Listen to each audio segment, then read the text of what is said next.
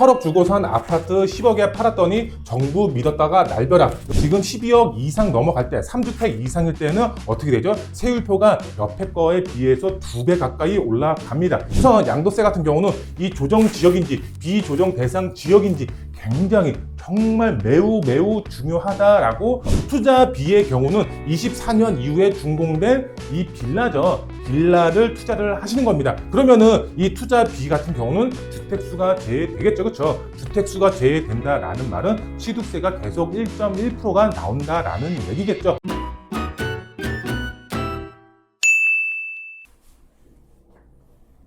네, 안녕하십니까 시청자 여러분, 돈자료 부동산 함주원입니다.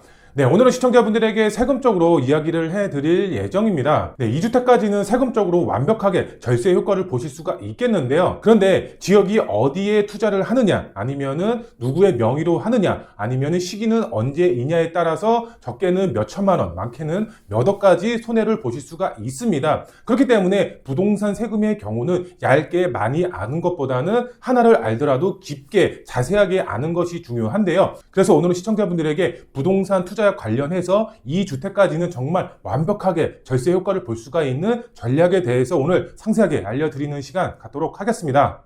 네, 뒤에 보도 내용을 한번 보도록 하겠습니다. 보도 자료를 보시게 되면 뉴스 기사가 나와 있는데요. 보면은 8억 주고 산 아파트 10억에 팔았더니 정부 믿었다가 날벼락. 내용을 간략하게 설명을 해드리면은 상생 임대인이죠. 5% 상한을 지켰을 때에는 이 거주주택에 대해서는 비과세를 해주겠다라는 내용입니다. 그런데 이 매도자분이 이 상생 임대인의 도입 시기를 잘못 알고 이 비과세를 신청을 했다가 양도세 폭탄을 맞았다. 이런 이제 기사라고 보시면 될 것 같은데요. 이렇듯 세금적으로 얇게 알아가지고 세금적으로 큰 손해를 보신 분입니다. 그래서 세금의 경우는 정부가 언제부터 시행이 되고 있는지, 퍼센테이지는 얼마인지, 금액대별, 면적별, 이것을 상세하게 알고 접근을 하셔야지만 손해를 막을 수가 있겠는데요. 오늘 시청자분들에게 상세하게 알려드릴 예정인데요. 우선 세금 같은 경우는 조금 알아서는 안 됩니다. 완벽하게 세부적으로 알고 접근을 하셔야 된다. 우선 세금을 알아야 되는 이유, 예시를 제가 한번 들어드리도록 하겠습니다. 우선 거주주택이 있다라고 가정을 하고요. 이 거주주택이 있는 상태에서 중간에 투자를 했다라고 가정을 한번 해보도록 하겠습니다. 지금 이 거주주택 같은 경우는 매수를 하고 그 다음에 매도 과정에서 양도차익이 5억이 발생했다라고 가정을 해보도록 하겠고요.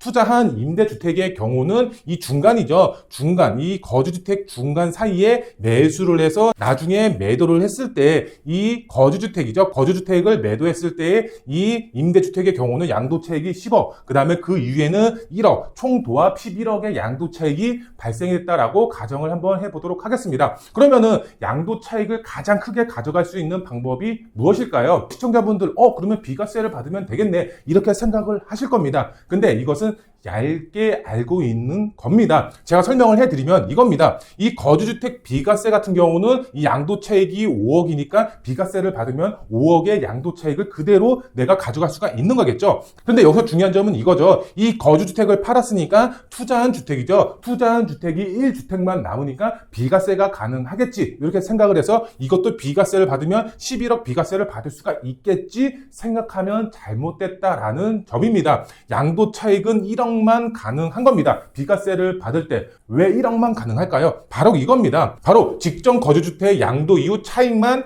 비과세가 가능하다라는 점입니다. 이게 무슨 말이냐면요, 쉽게 얘기해가지고 이 거주주택이죠. 거주주택의 매도한 시점 있죠. 이 매도한 시점, 이 양도차익 10억은 비과세 항목에서 빠지고 일반 세율로 들어가는 겁니다. 일반 세율로 들어가고 이 매도 시점에 오른 1억만 비과세가 가능하다라는 점입니다. 그러면은 이분 같은 경우는 양도차익을 가장 크게 가져가려면 어떻게 해야 되냐? 바로 이거죠. 거주주택 양도세 5억을 비과세를 받는 것이 아니라 일반 세율로 납부를 하는 겁니다. 그래서 이 투자용이죠. 투자용 임대주택을 1주택만 남겨놨을 때 이 주택을 비과세를 받는 겁니다. 그러면은 이 양도차익 10억과 그 다음에 1억, 11억에 대한 비과세를 모두 받을 수가 있는 겁니다. 이렇게 얇게만 아는 것이 아니라 비과세에 대해서 깊게 많이 알면은 이런 상황이 생겼을 때에는 양도 차익을 정말 크게 가져갈 수가 있는 방법이 될 수가 있습니다. 시청자분들, 세금이 굉장히 재밌습니다. 이렇게 접근한다라고 했을 때 내가 이것을 알고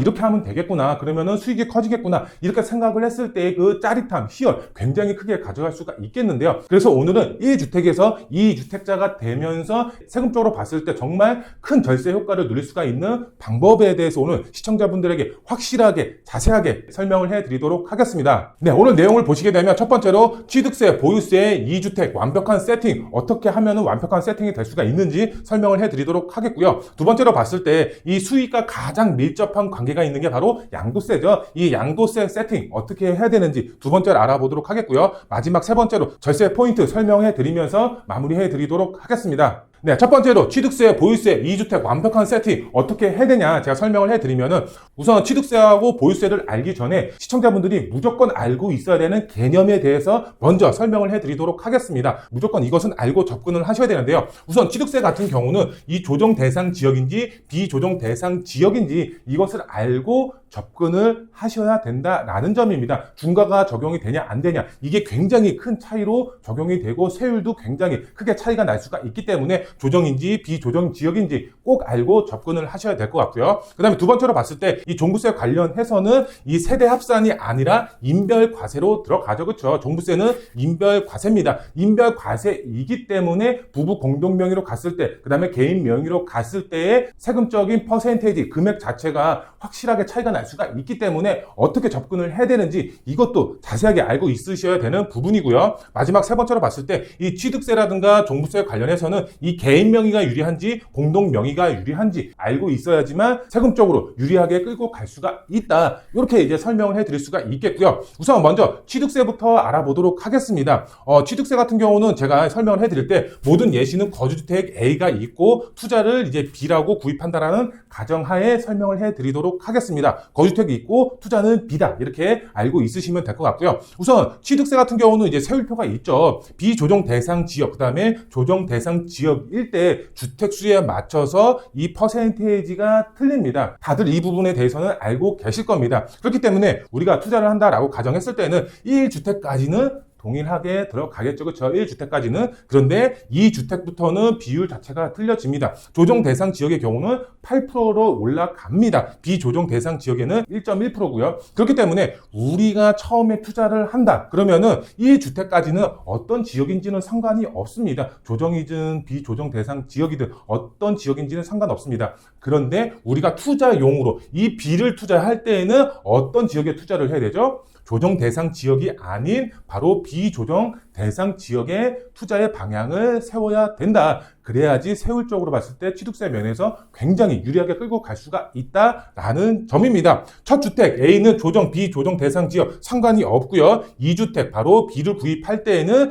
비조정 대상 지역을 무조건 구입을 하셔야 된다. 그렇기 때문에 강남 3구라든가 아니면 용산 같은 경우 이 지역은 빼고 어떤 지역에 투자를 하는 게 유리하겠죠? 이 서울권역 안에서도 중심지, 바로 마포라든가 성동구라든가 광진구 아니면 동작구 이렇게 서울의 중심부에 투자를 하는 게 앞으로의 집가 상승 면에서는 유리하게 끌고 갈 수가 있겠죠. 이 부분 꼭 명심하시고 투자의 방향을 세워야 된다. 이렇게 설명을 해드릴 수가 있겠고요. 근데 여기서 또 중요한 점이 있겠죠. 이것은 일반 주택을 취득했을 때의 세율이겠죠. 근데 여기서 또 이 비아파트죠. 비아파트 재개발 예정지에 있는 준공된 24년 이후에 준공된 주택의 경우는 주택수가 제외가 되겠죠. 그 부분의 경우는 제가 뒤에서 또 상세하게 설명을 해드리도록 하겠습니다. 이 부분 같은 경우는 일반 주택, 뭐 아파트라든가 아니면 단독, 다가구 이런 이제 주택을 구입했을 때의 얘기다. 이렇게 이제 설명을 해드릴 수가 있겠고요. 그 다음에 또 한번 보도록 하겠습니다. 이 보유세죠. 보유세 부분에서는 이제 종부세에 관련해서 설명을 해드리도록 하겠습니다. 이 보유세 안에 재산세도 있습니다. 재산세 같은 경우는 내가 재산을 갖고 있기 때문에 어쩔 수 없이 나오는 금액입니다. 그런데 이 종부세 같은 경우는 줄일 수가 있죠. 명의를 어떻게 갖고 가는지에 따라서도 이 종부세가 확 낮아질 수가 있기 때문에 이 부분에 대해서는 시청자분들 잘 들으셔야 된다라고 이제 설명을 설명을 드릴 수가 있겠고요. 종부세 같은 경우는 인별과세죠. 1주택자인 경우에는 12억까지는 기본 공제가 들어가죠. 그렇죠? 그런데 이제 부부 공동 명의죠. 부부 공동 명의일 때는 개인이 9억까지, 그래서 합산 18억까지 공제를 받을 수가 있다라는 점 많은 분들 알고 계실 겁니다. 그리고 2주택부터는 일반 과세표가 들어갑니다. 그런데 3주택 이상이다 그러면은 중과세가 적용이 된다라는 점입니다. 이 부분 이제 아시는 분들도 있지만 모르시는 분들도 상당히 많이 있었다. 제가 이제 상담을 해보면은, 그렇기 때문에 내가 2주택이다 그러면 일반 과세표가 들어간다. 그 다음에 3주택 이상이다 그러면 중과세표가 들어간다, 적용이 된다, 이렇게 이제 이해를 하시면 될 것 같은데요. 이렇게 봐서는 잘 이해가 안 가시겠죠. 세율표를 제가 가지고 왔는데요. 한번 보시게 되면은 2주택 이하, 그 다음에 3주택 이상 이렇게 나와 있습니다. 2주택 이하일 때 지금 12억 이하, 12억 이하일 때는 1% 이렇게 되어 있죠. 근데 3주택 이상부터 또 12억 이하 1% 되어 있죠. 지금 12억까지는 동일하게 들어갑니다. 그런데 지금 12억 이상 넘어갈 때 3주택 이상일 때는 어떻게 되죠? 세율표가 옆에 거에 비해서 2배 가까이 올라갑니다. 이게 바로 중과가 된다라는 점입니다. 제가 위에서 설명을 드린 내용 이해가 가시겠죠? 2주택까지는 일반 과세가 들어가는 거고요. 3주택부터는 중과세가 들어갑니다. 몇 억부터? 바로 12억 이상일 때부터 중과세율표가 적용이 된다라는 점 꼭 알고 계셔야 된다. 이거에 따라서 종부세가 몇 천만 원 이상 차이가 날 수가 있기 때문에 꼭 알고 계셔야 된다. 그러면 세팅을 어떻게 해야 되냐? 제가 예시로 설명을 해드리면, 시세 40억짜리 주택이 있다라고 가정을 하겠습니다. 40억이나 돼? 이렇게 생각하실 수도 있습니다. 예시로 적용을 하는 겁니다. 근데 여기에 이제 공시지가 70%로 적용했을 때는 이 40%가 공시지가 이제 28억이 되는 거겠죠. 우리가 종부세는 공시지가 금액으로 납부를 하는 거니까요. 근데 28억이 됐습니다. 근데 28억에서 공정시장가액 비율 자체를 곱하면은 이제 내가 내는 세금의 금액이 나오겠죠. 근데 여기서 이제 중요한 게 있죠. 제가 앞서서 설명을 해드린 인별과세 공제 금액, 그 다음에 부부 공동명의일 때 공제 금액, 이렇게 다 틀리다라고 말씀을 해드렸죠. 지금 아래 내용을 보시게 되면 1주택자 공제 금액 12억이죠. 28억에서 지금 12억을 빼면은 16억이 나오겠죠. 그쵸? 그 다음에 다주택자 공제 금액은 지금 28억에서 9억을 빼면은 19억이 되겠고요. 그 다음에 부부 공동명의의 경우는 28억에서 18억을 빼면은 10억이 되겠죠. 여기 공정시장가액 비율 0.60 곱하면은 우리가 납부해야 되는 이제 세금 최종 금액이 나오는 거겠죠. 9억 6천만 원. 지금 여기 2주택 이하일 때 9억 6천만 원이면은 12억 원 이하니까 0.7%의 세율을 적용하면 되겠죠. 그 다음에 다주택자 분들의 경우는 11억 4천만 원이 나오죠. 그러면은 12억 원 이하 1%의 세율이 적용이 되겠죠. 그리고 마지막으로 부부 공동명의일 때는 6억 이렇게 나와 있는데요. 6억 이하 0.7% 적용을 하면 되겠죠. 근데 여기서 중요한 게 이겁니다. 다주택자 분들의 경우 지금 11억 4천만 원 되어 있습니다. 근데 내가 다주택자로서 지금 12억이 넘어간다. 그러면은 3주택 이상일 때부터는 2배 이상 나오는 거기 때문에 내가 12억 초과가 된다. 그러면은 중과세율이 적용이 되기 때문에 내 주택수를 줄여야겠죠. 그런데 반대로 내가 주택수가 지금 4채, 5채, 6채 이렇게 넘어가지만 12억 원 이하이다. 그럼 주택수를 줄일 필요가 없겠죠. 그렇죠? 어쨌든 중과가 적용이 되지 않기 때문에. 근데 12억 초과다. 그러면은 주택수를 무조건 줄여서 일반 세율이 적용이 될 수가 있게끔 만들어야 된다라는 점 시청자분들 꼭 명심하시면 좋겠습니다.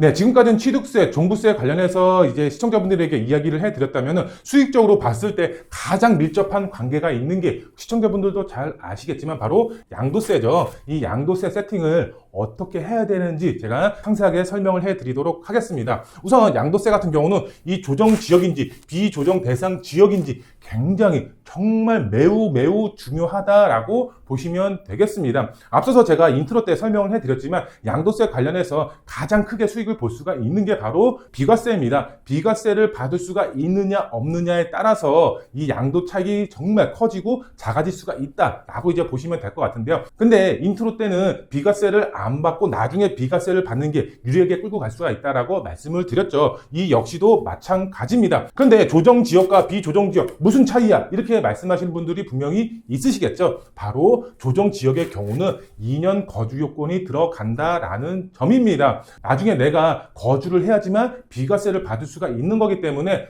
조정 대상 지역의 경우는 2년 거주 요건이 들어가고 그 다음에 비조정 대상 지역의 경우는 2년만 보유를 하면은 비과세를 받을 수가 있다라는 점입니다. 굉장히 큰 차이가 있는 거죠. 그렇기 때문에 제가 앞서서 설명을 해드린 1주택, A주택의 경우는 어떤 지역이든 상관이 없는 겁니다. 어쨌든 내가 거주를 하고 있기 때문에 2년 이상만 거주를 하면 상관이 없는 겁니다. 그런데 B주택이죠. 이 비투자주택의 경우는 비조정 대상 지역에 거주 요건 없이 투자를 할 수가 있는 그런 지역에 투자를 하는 게 핵심 포인트다. 그게 양도세를 줄이는 정말 키포인트다라고 설명을 드릴 수가 있겠는데요. 우선 가장 크게 수익을 볼 수가 있는 세팅법에 대해서 제가 설명을 해드리도록 하겠습니다. 먼저 첫 번째는 거주주택 A가 있고 투자형 B를 어떻게 바로 재개발로 세팅을 한다라는 겁니다. 이 거주주택 아파트에 거주를 하고 그 다음에 투자형 B는 바로 빌라에 투자를 한다라는 가정하에 제가 설명을 해드리도록 하겠습니다. 수익률로 봤을 때 가장 크게 올릴 수가 있는 그런 세팅 방법이다라고 보시면 될 것 같은데요. 우선 첫 번째는 A는 거주주택, 조정 대상 지역이든 비조정 대상 지역이든 상관이 없다라는 점이고요. 그 다음에 B 같은 경우는 B는 무조건 비조정 대상 지역에 2년 실거주 없게 무조건 세팅을 하셔야 된다라는 점 꼭 명심을 하시면 될 것 같고요. 근데 여기서 또 하나 설명을 해드리면 이 A주택 나중에 팔고 나서 나는 B주택이 재개발이 돼서 여기에 실거주 할 수가 있다. 이런 분들은 또 상관이 없겠죠. 그러면 조정 대상 지역으로 투자를 하셔도 무방합니다. 근데 그게 아니라 나는 나중에 팔 거다. 이런 분들의 경우는 무조건 비조정 대상 지역에 투자의 방향을 세워야 된다. 실거주 할 게 아니라면 꼭 이렇게 세팅을 하시는 게 유리하게 끌고 갈 수가 있는 방법이고요. 우선 세팅을 첫 번째로 어떻게 해야 되냐. 우선 요겁니다. 쉽게 설명하면 일시적 1가구 2주택 말 그대로 상급지로 갈아타는 방법이 되겠죠. 거주택 A가 있는 가정하에 1년 후에 B주택을 투자를 하는 거겠죠. 그 다음에 A주택을 3년 후에 매도를 하는 거겠죠. 그러면은 조정 대상 지역의 경우는 2년 이제 거주를 해야 되는 거고 비조정 대상 지역의 경우는 2년만 보유를 하면은 이 A라는 거주주택에 대해서 비과세를 받을 수가 있는 거고 그 다음에 이 B라는 주택이죠. 이 B라는 주택도 1주택자이기 때문에 비과세를 받을 수가 있다. 제가 앞에서 인트로 때 설명을 해드린 내용과 거의 똑같은 상황인데 그래서 A주택과 B주택 사이에 양도 차익이 어떤 게 더 큰지 이것을 이제 신경을 쓰셔야 된다. 이렇게 이제 설명을 해드릴 수가 있겠고요. 그 다음에 세팅 두 번째 A주택이 있고 그 다음에 투자 B 같은 경우는 주택임대 사업자를 등록을 하시는 겁니다. 10년 아니면은 이제 요번에 신설이 될 것으로 보여지고 있는 단기 6년이죠. 이렇게 주택임대 사업자를 등록을 하시는 거겠죠. 그 다음에 거주택 A에 대해서는 비과세 특례를 받는 거겠죠. 거주 2년이라든가 보유 2년만 하시면 되겠죠. 비조정 대상 지역의 경우는 2년만 보유를 해도 비과세 특례를 받을 수가 있는 거겠죠. 근데 이 주택 임대 사업자의 경우는 이 거주가 2년 무조건 따라온다라는 점 이제 필수 이제 기억을 하셔야 되는 부분이고요. 그리고 이제 투자 B 같은 경우는 이제 보유 10년이라든가 6년 후에 이제 비과세를 동일하게 또 받으시면 된다. 이렇게 이제 세팅 두 번째 방법이 되겠고요. 그 다음에 마지막 이제 세 번째 방법이 되겠죠. 이 마지막 세 번째를 보게 되면은 이 거주주택 A죠. 이 거주주택 A를 내가 매도 계획이 없다라는 가정하에 설명을 해 드릴 수가 있겠는데요. 나는 이제 지금 여기서 10년, 20년 계속 거주를 할 거다. 이런 분들한테 맞는 투자 세팅 방법이다라고 보시면 될 것 같은데요. 우선 투자 B의 경우는 24년 이후에 준공된 이 빌라죠. 빌라를 투자를 하시는 겁니다. 그러면은 이 투자 B 같은 경우는 주택수가 제외되겠죠. 그렇죠? 주택수가 제외된다라는 말은 취득세가 계속 1.1%가 나온다라는 얘기겠죠. 100채, 200채, 300채든 상관이 없습니다. 무조건 1.1%의 취득세가 나온다라는 점입니다. 그렇기 때문에 투자는 비조정 대상 지역의 주택수 제외되는 빌라를 계속 늘려간다라고 했을 때 취득세는 무조건 1.1%, 종부세 합산 배제되고요. 양도세 중과 배제될 수가 있습니다. 주택임대 사업자 등록 없이 이렇게 세팅이 가능하다라는 점입니다. 그런데 이런 분들이 있습니다. 세금적으로 굉장히 부담이 되지 않나요? 이렇게 이제 말씀하시는 분들이 있습니다. 제가 말씀을 드렸죠. 종부세 합산 배제되고요. 양도세 중과 배제가 들어갑니다. 보유를 하더라도 보유세 부담이 그만큼 줄어들 수가 있는 거겠죠. 그러면 양도세는요? 양도세는 어쩔 수가 없습니다. 그런데 시청자분들도 잘 아실 겁니다. 지금 공급 자체가 정말 없다시피 하고 있습니다. 아파트도 공급이 부족하지만 이런 신축 빌라의 경우도 공급 자체가 굉장히 부족한 실정이라고 보시면 될 것 같은데요. 그렇기 때문에 투자자분들, 이 주택 B의 경우는 최소 2년간은 보유를 한다라고 가정을 하고 그때 이후에 매도를 한다라고 했을 때에는 양도세 자체가 기본 세율이 적용이 되겠죠. 그렇죠? 양도세 기본 세율 같은 경우는 그렇게 높지는 않습니다. 정말 양도 차익이 정말 크다. 그러면은 세율 자체가 최대 세율이 45%인가 그럽니다. 양도세가 막 90 몇 억 뭐 이렇게 올라가는 게 아니겠죠. 그렇죠? 아무리 재개발 투자라고 하더라도 양도 차익 프리미엄이 높아봐야 한 10억 정도 그 정도 될 겁니다. 그러면은 20%에서 30% 정도 기본 세율이 적용이 될 겁니다. 그러면은 뭐 예를 들어서 내가 한 10억이다. 그러면은 2억에서 3억 정도 이제 양도세를 내면 되겠죠. 그렇죠? 이렇게 계산을 하고서 들어가시는 겁니다. 그런데 지금 부동산 시장 다들 아실 겁니다. 빌라 자체의 공급량도 상당히 부족한 시기입니다. 아파트만 부족한 게 아니라요. 빌라 자체도 공급량이 상당히 부족한 시기입니다. 매매가 자체도 바닥이고요. 그 다음에 전세가도 바닥입니다. 그만큼 신축 품귀 현상이 계속해서 나타나고 있습니다. 정부 자체에서도 지금 11만 원 플러스 알파로 무제 매입하겠다라고 정부에서 발표를 했습니다. 품귀 현상 더 나타날 수밖에 없는 그런 상황이라고 보시면 되겠습니다. 그렇기 때문에 지금 주택수 제외 효과를 보시면서 24년 이후에 준공된 주택을 일부러 매수를 하시는 분들도 상당히 많습니다. 이 신축 품귀 현상으로 인해서 매매가는 지금 1년, 2년 후에는 무조건 상승이 될 것이다. 이렇게 생각하시는 분들의 경우는 지금도 발빠르게 매수 계획을 세우고 있다. 이렇게 이제 보시면 되겠습니다. 지금 제가 이렇게 세팅법 3가지 정도 알려드렸습니다. 여기서 조금 더 궁금하신 분들도 분명히 있으실 겁니다. 그런 분들의 경우는 댓글 남겨주시거나 저희 사무실 전화 주시면은 제가 상담 직접 도와드리도록 하겠습니다. 네, 마지막으로 절세 포인트 3가지로 이제 정리해드리면서 마무리해드리도록 할 텐데요. 우선 첫 번째로 봤을 때 부동산 같은 경우는 개인 명의보다는 공동 명의 자체가 세금적으로 봤을 때는 굉장히 유리하게 끌고 갈 수가 있다라는 점입니다. 첫 주택은 이제 상관이 없지만 투자용 같은 경우는 무조건 비조정 대상 지역 거주 요건 없게 세팅을 하시는 게 훨씬 더 유리하고 공동 명의 자체가 훨씬 더 유리하게 끌고 갈 수가 있다라는 점입니다. 그런데 시청자분들, 공동 명의라고 해서 다 유리한 것은 아닙니다. 예를 들어서 이런 부분이 있을 겁니다. 내가 A라는 거주택에 거주를 하고 있습니다. 그런데 B라는 주택에 부모님이 거주를 하고 있고요. 근데 이 B라는 주택이 부모님과 나하고 공동 명의로 되어 있는 겁니다. 그러면 나는 1주택일까요? 2주택일까요? 바로 2주택이 되는 겁니다. 실질적으로는 부모님이 거주를 하고 있고 부모님도 명의를 갖고 있고 나도 명의를 갖고 있기 때문에 내가 거주하는 주택, 부모님이 거주하는 주택, 그렇기 때문에 나는 2주택이 되는 겁니다. 그런데 여기서 내가 C라는 주택을 추가 매수를 한다? 그러면은 취득세 중과가 이루어지겠죠. 거기에 또 보유세까지 납부를 해야 된다? 그러면은 굉장히 부담스러울 수밖에 없는 보유세가 나올 수도 있다. 이렇게 이제 이해를 하시면 되겠습니다. 부부 공동 명의의 경우는 한 개의 주택을 0.5씩 가져가는 겁니다. 하지만 부모님과 나, 자식과 나 하나의 주택이지만 하나의 주택을 갖고 있는 겁니다. 공동 명의라고 해서 다 같은 1주택이 아니라 1주택이 된다라는 점 꼭 명심하시면 좋겠습니다. 네, 그리고 두 번째로 봤을 때는 부동산 세금은 최소 분기별로 최신화를 유지를 해야 된다라는 점입니다.